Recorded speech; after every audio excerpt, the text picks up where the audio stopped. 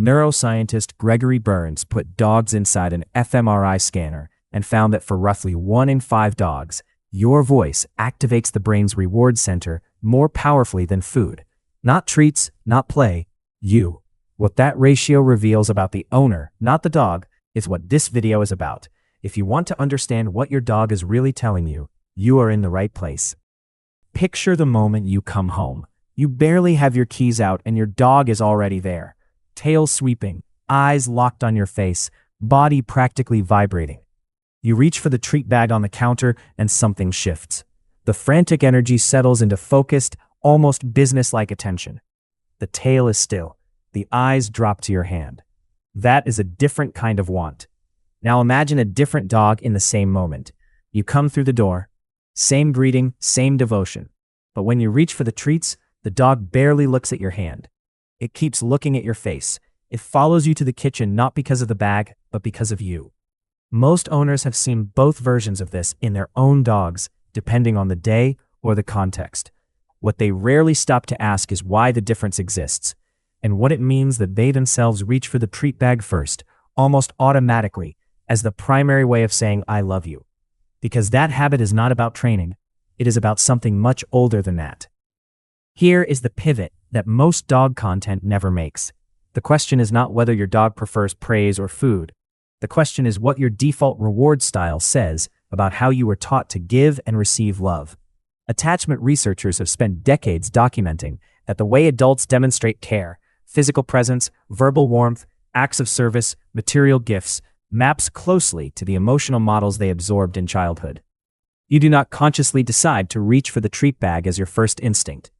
That motion is a practiced grammar of affection, a learned syntax for saying you matter to me.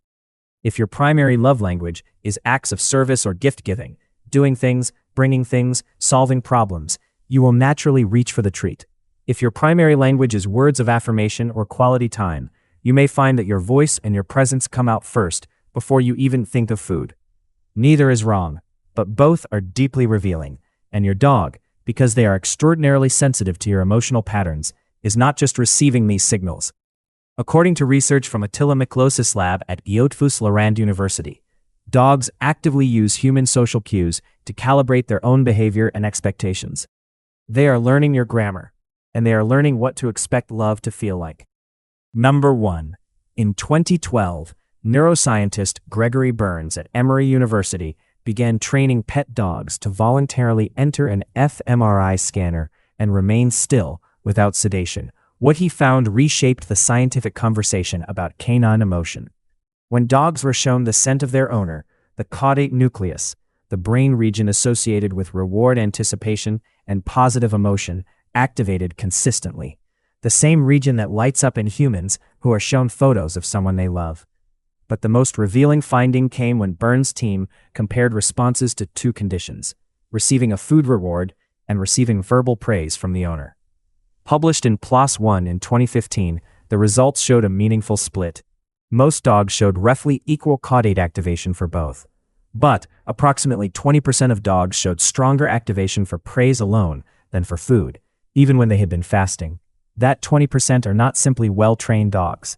They are dogs whose emotional attachment to their owner has become the primary reward system, which means someone, through thousands of small daily interactions, built that. You do not get a dog who values your voice above food by accident. You get it through the particular quality of your attention. Number 2. The fMRI data revealed something trainers had long suspected, but never had the brain imaging to confirm. There are fundamentally 2 types of dogs when it comes to motivation, and the split does not break along breed lines or training history as cleanly as you might expect. It breaks along the quality of the relationship. Berns' team found that the dogs who most strongly preferred social reward, praise, eye contact, the owner's presence, tended to have owners who scored higher on measures of secure attachment style in their human relationships. This is not a coincidence. Research from Lorand University by Miklosi and colleagues has consistently shown that a dog's social referencing behavior, how often they look to their owner for guidance and reassurance, is strongly predicted by how emotionally available and consistently responsive the owner is across hundreds of daily interactions. What this means is profound. The dog who prefers your praise is not a quirk of genetics. That dog is the living record of your attentiveness. Every time you looked at your dog when they looked at you, every time your voice meant something real, every time your presence was the thing that made the moment feel safe, those moments compounded into a neurological preference. Your dog's brain, in a very literal sense, is a record of the relationship you built. If that just made you see your relationship with your pet in a completely different way, hit subscribe. We explore the science of the human-pet bond every week and what it reveals about us. Alright, let's keep going. Number 3. In 2019, a study published in Scientific Reports by Anne-Sophie Sundman and colleagues at Linköping University measured long-term cortisol levels in both dogs and their owners using hair samples, a method that captures months of stress history rather than a single moment. The finding was striking. Dogs and their owners showed synchronized cortisol profiles. When the owner's long-term stress was high, the dog's was too, and the synchronization was stronger in dogs who had a closer social bond with their owner. This is not behavioral mimicry, this is physiological entrainment. Your dog's nervous system is, over time, learning to run at the same frequency as yours, which means the praise-preferring dog is not just emotionally attuned. They are biologically calibrated to you. Your emotional state is their emotional weather. For owners who tend to run anxious, this is not a guilt trip, it is an invitation. Because the same bidirectional system that transmits stress also transmits calm. The research shows the link runs both ways. Your dog is not just reflecting your anxiety. On the days you are steady, present, and verbally warm, your dog's nervous system registers that too. You are teaching each other how to feel. Number 4. There is a particular kind of owner who is almost uncomfortable giving verbal praise, not because they do not love their dog, clearly they do.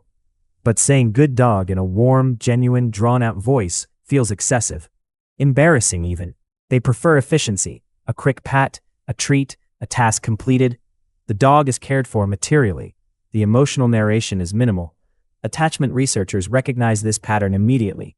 It maps closely to what is called an avoidant or dismissing attachment style, a way of relating that learned early on that emotional expressiveness is risky or unnecessary, and that love is demonstrated through doing rather than saying. These owners often have dogs who are highly food-motivated and less socially oriented, not because those dogs are less intelligent, but because they have calibrated to the emotional grammar of the house. The inverse is also true. Owners who offer constant verbal reassurance, who narrate their dog's inner life in full paragraphs, who apologize to their dog for being gone 45 minutes instead of 30. These owners often have anxiously attached relational styles. Their dogs can develop what looks like clinginess or separation distress. Not neediness, not a bad dog. A dog fluent in the language of hypervigilant love. The emotional temperature of your home is a curriculum. Number 5. In 2015, a team led by Miho Nakasawa at Azabu University in Japan published a landmark study in Science magazine. They measured oxytocin levels in both dogs and their owners before and after an interaction. Dogs who engaged in mutual gaze with their owners showed a significant spike in oxytocin. Crucially, so did the owners. And the longer the mutual gaze, the higher both spikes went. It was a positive feedback loop. Eye contact triggered bonding chemistry in both species simultaneously. What is significant for our conversation is what oxytocin does beyond bonding. It increases trust. It decreases social anxiety. It makes verbal communication feel safer and more rewarding. For dogs, oxytocin released through gaze and touch makes the owner's voice itself more neurologically potent. It primes the reward system to respond to social signals. This means that verbal praise is not simply information delivered to the dog. It is a chemical event. When you say good dog in a warm, present, genuinely felt way while making eye contact, you are not just reinforcing behavior.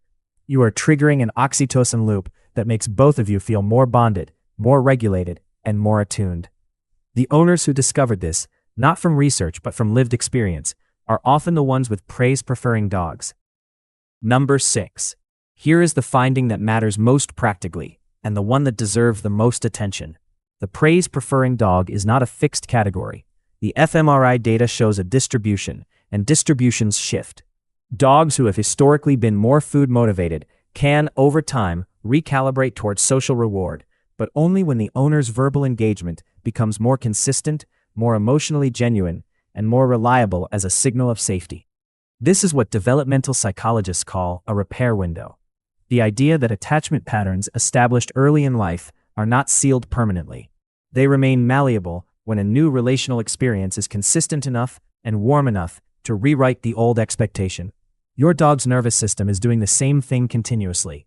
What this means for you is concrete. The ratio your dog shows today, how much they look at your face versus your hands, is not destiny. It is data. It tells you where the relationship is right now, and it gives you a direction. Not through more treats, not through stricter training, but through the quality of your presence, the warmth of your voice, the consistency of your attention. Because your dog's brain is still being written, and you are still the author. That is not a burden. That is the most extraordinary thing about this bond. It keeps going. It keeps growing. So what do you do with all of this? You start by noticing without judgment. The next time you come home, watch where your hands go first. Do they reach for the treat bag before they reach toward your dog's face? When your dog does something you love, do you say it out loud, warmly, genuinely, or do you reach for a reward? When your dog looks up at you in a quiet moment, do you look back? Or are you already somewhere else? None of these habits make you a bad owner. They make you human. Someone who learned a particular grammar of affection and has been speaking it faithfully ever since. The work is not to overhaul who you are. It is to expand your vocabulary, to add verbal warmth where you have been offering mostly efficiency, to let your voice do some of what your hands have been doing. And here's the thing that the Berns research makes undeniable. Your dog's brain is registering the difference, not as judgment. Dogs do not judge, but as expectation, as familiarity, as the shape of what love feels like in their world. You did not teach your dog what to expect from connection, but your daily choices, thousands of small moments accumulated over months and years, absolutely did. And those choices, starting today, can shift. Your dog's nervous system is waiting for the new information. Give it to them in the warmest possible voice. Gregory Berns went into that scanner looking for evidence that dogs have emotions. He came out with something much more specific and much more intimate. Evidence that your voice, your gaze, your presence, for a significant portion of dogs, is literally more rewarding to the brain than food. Not because those dogs are special, because someone taught them, one consistent interaction at a time, that a human's attention was worth more than any treat in the world. You came into this video thinking about your dog's preferences, but what the brain scanner actually images is a relationship, the accumulated chemical and neurological record of every moment you have been present, warm, and genuinely there. The praise-preferring dog is not a lucky outcome. It is a built one. And if your dog looks at your hands more than your face right now, that is not a verdict. It is a starting point. The data is not closed. The bond is not finished. Your dog's brain is still listening for you to show up differently. That is not pressure. That is the most hopeful thing neuroscience has ever said about love. Thank you for investing your time with us today. Now that you know your dog's preference for praise over food is a neurological record of the relationship you have built together, we are curious. Does your dog look at your face or your hands first? And what do you think that says about how you show love? Let us know in the comments. New episodes drop every Tuesday, Thursday, and Sunday, so make sure you are subscribed to catch the next one. Until then, decode your dog, decode yourself.